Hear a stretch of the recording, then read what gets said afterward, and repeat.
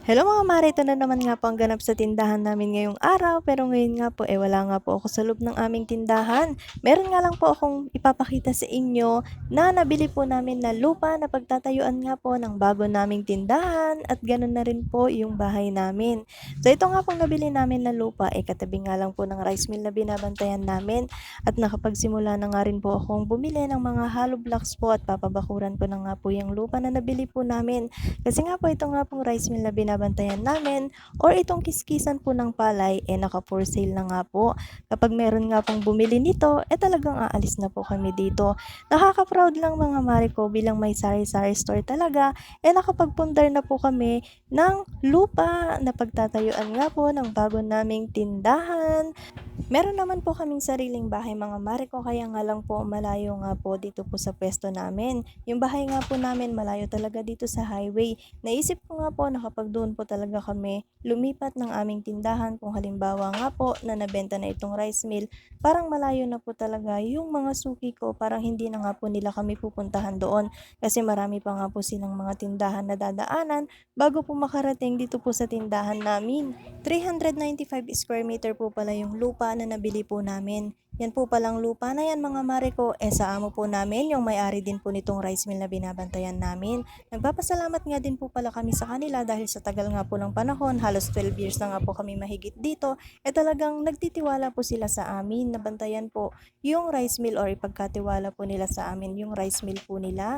Dito ko na rin po talaga mapapatunayan mga mare ko na meron po talagang kita ang pagsasari-sari store. Nag back to zero nga ang inyong tindera mga mare ko kasi nga po talagang malaki ang ginastos namin ngayon. Pero sabi ko nga okay lang yan mga mare ko, at least meron naman tayong naiipundar at meron talagang silbi yung pagpapagod natin sa tindahan.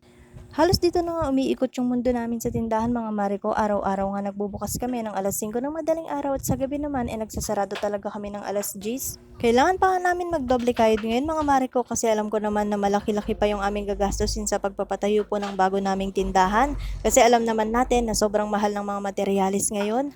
Ang plano nga namin mag-asawa dyan mga mare ko sa ipapatayo naming tindahan talaga open-open na. Parang ako na lang talaga yung magiging cashier kung saan na lang lalapit yung mga customer ko sa akin para magbayad ng kanilang mga binili. Dahil nga ganun din talaga yung gusto kong maging setup ng aming tindahan mga mare ko para naman hindi na rin ako mapapagod mga Mars. Yung mga customer ko na lang din talaga yung lalapit sa akin. Para naman ang maging trabaho ko na lang talaga mag-display ng aming mga paninda. Tapos hindi ko na kailangan iabot pa sa kanila kung ano man yung mga bibilhin nila dito sa aming tindahan. Parang sila na lang talaga bahala na pumili at babayaran na nga lang nila sa akin. Ako'y mauupo na lang ba? Pero sana nga mga mare ko, maging more customer pa para naman makapag-ipon-ipon pa talaga rin ang inyong tindera.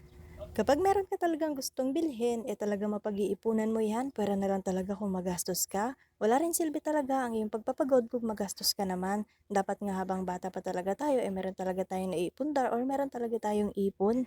Nagpapasalamat na nga rin ako kay Lord mga mare ko dahil nga lahat talaga ng hinihiling ko sa Kanya binibigay ni Lord. Kaya maraming salamat sa mga blessings po na binibigay ninyo sa amin. More sipag pa nga mga Mars para naman makapag-ipon-ipon pa ng pagpapatayo ng bago naming tindahan mga mare ko. Kaya tiyaga-tiyaga na lang din tayo para naman lahat ng mga pangarap natin sa buhay makamit natin. At sa mga oras na nga na to mga mare ko, na ipasok na nga namin lahat yung mga karton, yung mga diniliver po ngayon ni Swising. Dagsa-dagsa na nga rin po talaga yung mga bumibili, kaya ayan, busy na rin talaga ang inyong tindera sa pagbebenta. Syempre, kailangan natin bentahan itong ating mga customer. Unahin muna natin ito kasi nga sila talaga yung pinaka-importante. Kung hindi natin sila pagbebentahan, baka aalis yung mga yan at lilipat sa ibang tindahan. Kaya nga kahit gaano ka talaga ka-busy, kung meron talagang bibili, unahin mo talaga sila. O ayan, hanggang dito na nga lang din po ang video na to. Diyos ko po, ay naantok pa talaga si Mister at naghihikap na dyan mga mare ko, kaya kailangan nang magkape. O siya, hanggang dito na lang. Salamat!